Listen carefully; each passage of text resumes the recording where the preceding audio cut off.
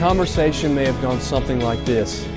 You asked a family member, co-worker, or a complete stranger, "Do you believe that God exists?" And they replied, "No. Do you?" And you answered, "Yes, I believe that God exists. I believe the Bible is the Word of God, that Jesus died for my sins and was resurrected from the dead." And then they answer, "Well, that's true for you, but not for me." Many times Christians are caught off guard by this challenge and others like it. Frankly, this example is fairly benign, but all too common. Welcome to Lesson 1 of our series entitled Ready to Engage. This lesson's title is True for You, but Not for Me. 1 Peter 3:15 instructs us to always be prepared to make a defense to anyone who asks you for a reason for the hope that is in you, yet do it with gentleness and respect.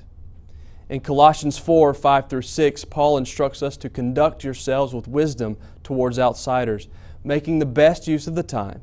Let your speech always be gracious, seasoned with salt, so that you may know how you ought to answer each person.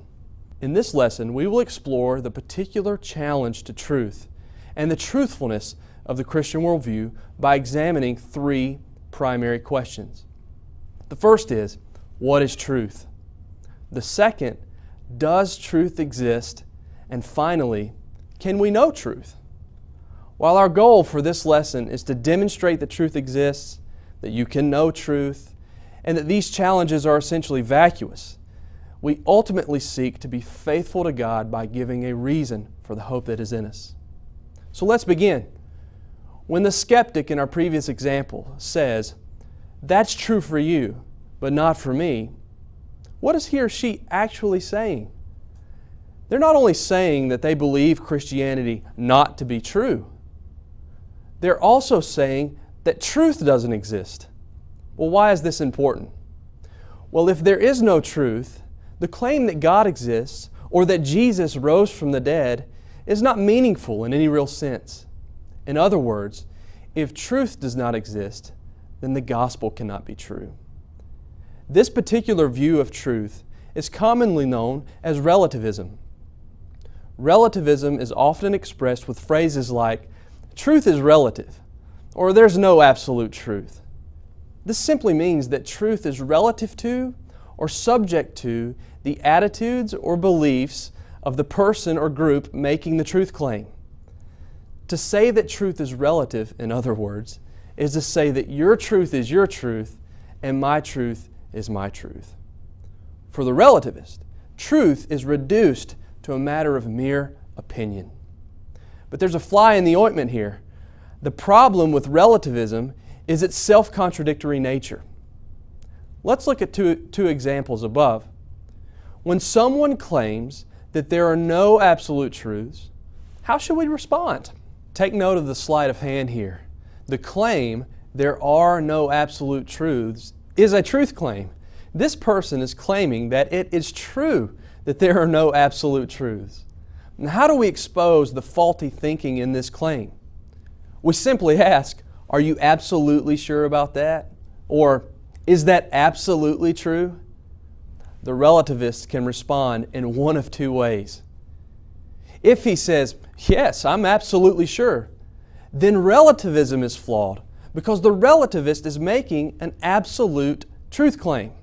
However, if he says, "No, I'm not absolutely sure about that," well then why would we be compelled to adopt this particular view of truth? If relativism is so patently false, what other option is available?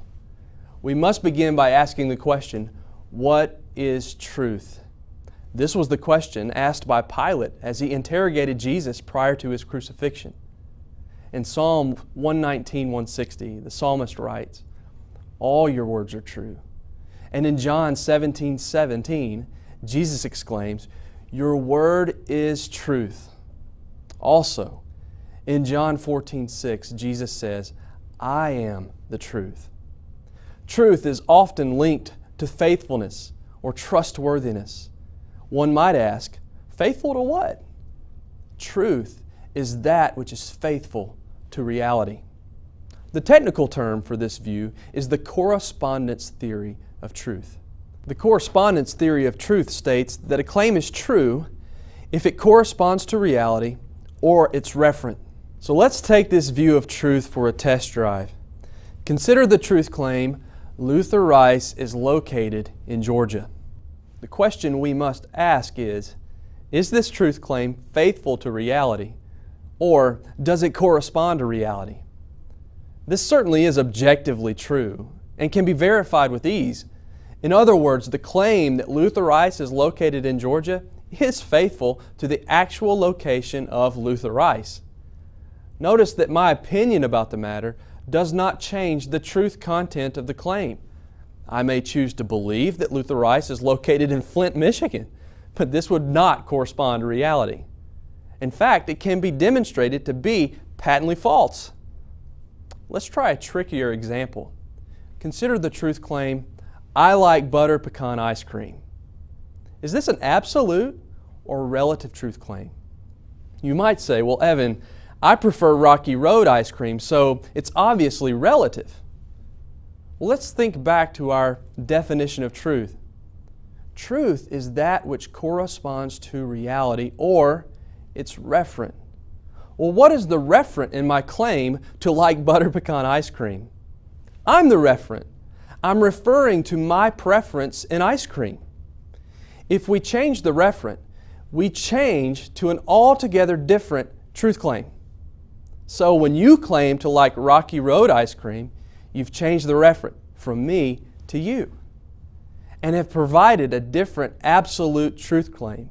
In other words, it is both true for you and true for me that you like Rocky Road ice cream.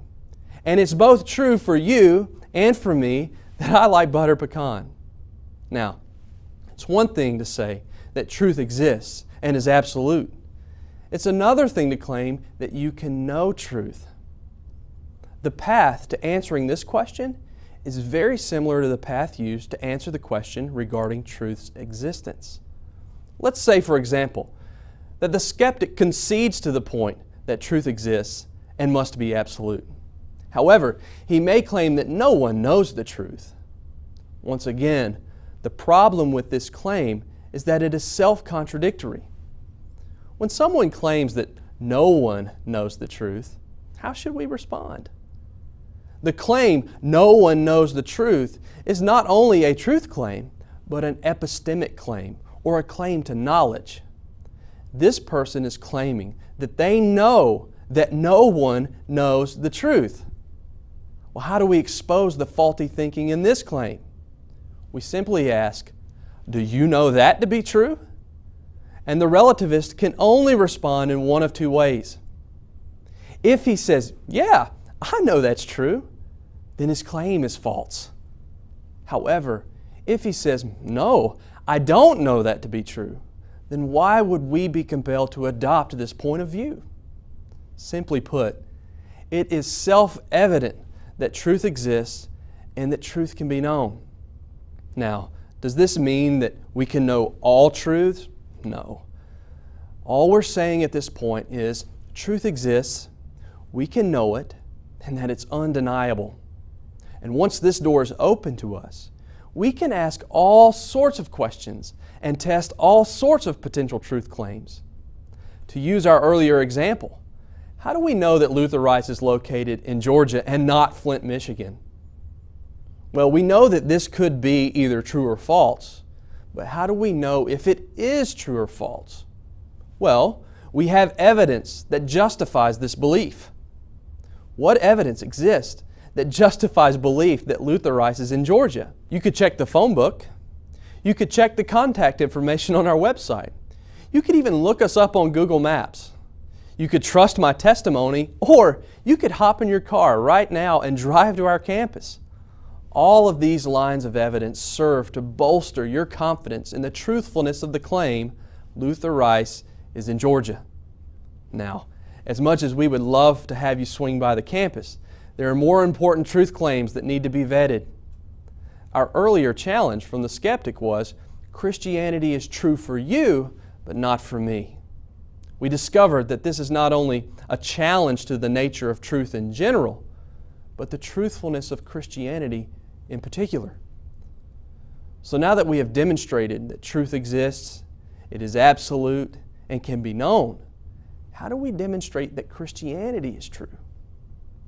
This process begins by giving evidence for God's existence. After all, if God doesn't exist, then Christianity is false. The next lesson is entitled The Divine Fingerprint. And in this lesson, we will examine 3 particular arguments that provide evidence for God's existence. Thank you for joining me for this lesson. If you have any questions regarding the content covered here, please visit our website for more information on how to enroll in courses that cover this topic in more detail. May God bless you as you get ready to engage.